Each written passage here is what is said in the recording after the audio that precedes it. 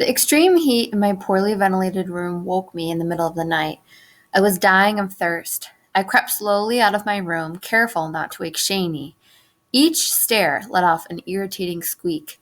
As I reached the bottom of the alcove, I saw my mother half lying down, half sitting up on the couch, staring at me with wide eyes. It was obvious that she had been sleeping just a few minutes prior, but the sound of the stairs woke her. She asked what I needed, and after I explained that I just wanted some water, she insisted on getting it for me. I didn't need her help, but I didn't say anything as she rose from the couch to get a glass from the kitchen. Since my father's death, my mother had made the tattered brown leather couch in the living room her bed. Our neighborhood was getting more and more dangerous. There had been a rash of break ins in the houses around us. My mother slept in the living room to stand guard, she said. She didn't want me and my sisters to be the first people a trespasser ran into if they entered the house. She was determined to protect us.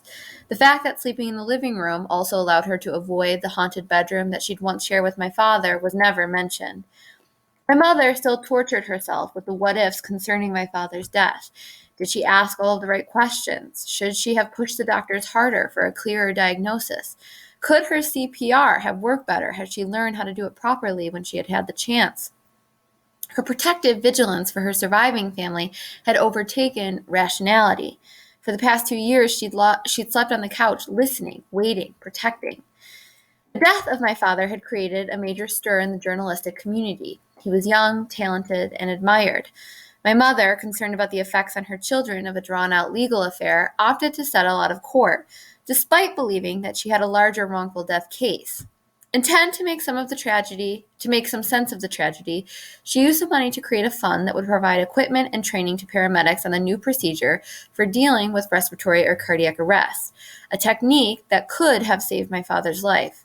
At the time of my father's death, none of the first responders were trained in the technique. My mother hoped her gift would prevent other families from having to go through what we'd suffered. But her act of kindness could do nothing to ease our feelings of loss. She rubbed her knees and grimaced as they straightened out. She had started to gain weight, and what had once been a sprightly step had begun to slow. Perpetual bags hung under her eyes. I watched her as she walked by me, looking worn, almost defeated. After kissing me goodnight for the second time, she sent me up to my room and sat on the couch. With a glance back, I saw her rub her eyes again and rest her head in her hands. People around us didn't think she was coping well with her husband's death. They thought she needed help, not just in raising kids, but in raising her spirits. Although we were surrounded by her longtime friends from college and my uncles and aunts from both sides of the family, it wasn't enough. She was losing her grip. She needed help only her parents could provide. A few mornings later, Mom woke up, made breakfast for us, and got Nikki and me off to school. Then she called up her mother in New York. Her mother had let her know that there would always be an open door for her in the Bronx if she needed it. But my mother had been determined to stick it out in the home she'd bought with her husband. Until now. Mom, if it's still all right, I think we need to move up there. I can't do this alone anymore. My grandmother was thrilled. Before she even answered my mother, she called out to my grandfather, "Joy and the kids are moving up to New York!" 3 weeks later, Nikki, Shani, and I all stood outside of our car, staring with something like disbelief at our now empty home. This was it. We were actually leaving Maryland. "All right, guys, load up," my mother said cheerily as she threw in one final bag and slammed shut the trunk of our lime green Ford Maverick.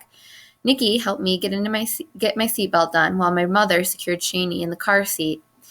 Even as a kid, I could tell my mother's aggressive good cheer was for our benefit. Before we took off, she paused to take one final look at our house, the house she'd lived in for 6 years. It already felt like a past life. My grandparents weren't strangers to me. They'd spent quite a bit of time with us in Maryland. They were both recently retired, my grandfather from the ministry, and my grandmother from 26 years as an elementary school teacher in the Bronx. I was excited by the idea of living with them. They spoiled us like crazy, but I was apprehensive about moving away from my friends, from the only world I'd known. My mother prepared us for the move by telling us about her wonderful childhood and the glories of the Bronx. She told us about the neighbors who always had a hot meal for you and looked out for you if your parents weren't around.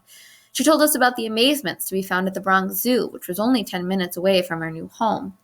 She told us it was safe and that in all the time that she'd lived there as a kid, she had not once experienced crime or violence. But when we broke off the interstate and started navigating the burned-out landscape of the Bronx, we could feel her energy shifting. Things had clearly changed. The Bronx is an amazing place, home to over 1 million people. The diversity of the borough is extraordinary.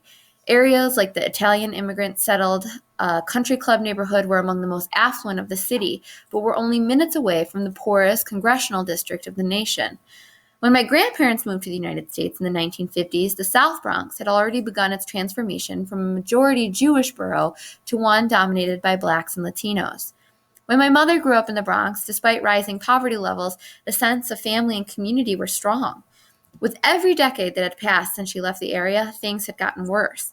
In 1977, when President Jimmy Carter visited the Bronx, he said it looked like a war zone. 7 years later, we were moving back. We stopped at a red light at the corner of Paulding and Allerton Avenue when we saw a woman walk up to a young boy standing on the corner. The woman was dressed in a blue shirt and faded blue shorts that showed off her scaly, ashy legs. She stumbled to the boy with her right hand tightly gripping a wad of money. The boy, no older than 16, darted his head back and forth, apparently looking for cops, customers, or both. As she approached him and they started talking, the light turned green and my mother quickly hit the gas. Even craning my neck backward, I didn't see how that scene ended. We were now only 2 blocks away from our new home. When I turned back around, I could see the nervousness on my mother's face reflected in the rearview mirror. Moments later, we arrived. When my grandparents moved to the United States, their first priority was to save enough money to buy this house on Paulding Avenue.